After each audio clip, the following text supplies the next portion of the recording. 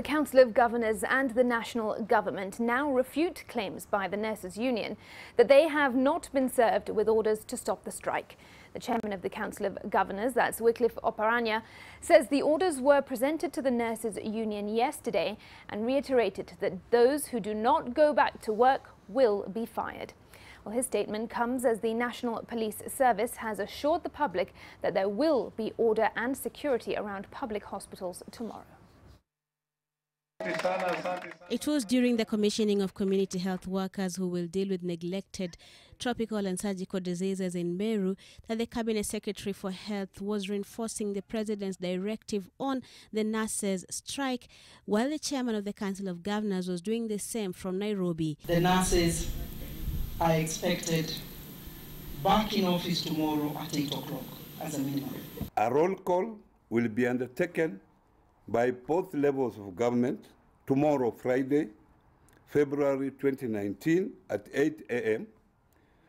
and nurses who fail to return to work will be dismissed and further necessary disciplinary action will be taken.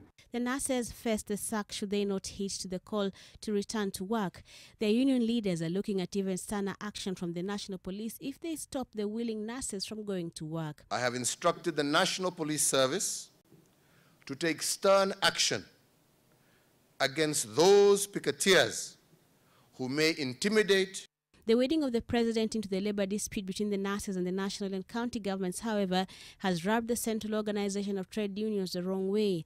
Kotu says the President's move was ill-advised, quite literally. The President is not supposed to intervene in such minor strike issue where the Minister for Labour can chair together with the Labour Commissioner who have powers to prosecute. They want the man in charge of the labour docket, C.S. Okuriatani, to step down from the ministry for failing to properly inform the head of the state on the handling of the strike. Because the Minister of Labour would have advised the President appropriately that don't respond to the request the Council of Governors are doing.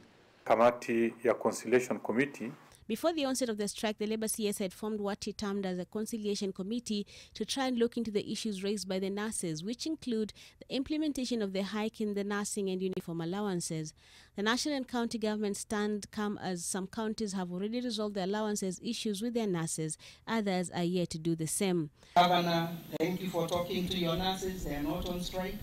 The Salaries and Remuneration Commission now wants the nurses and the county and national governments to give the Conciliation Committee another go to solve the problem conclusively. Brenda Wanga, NTV.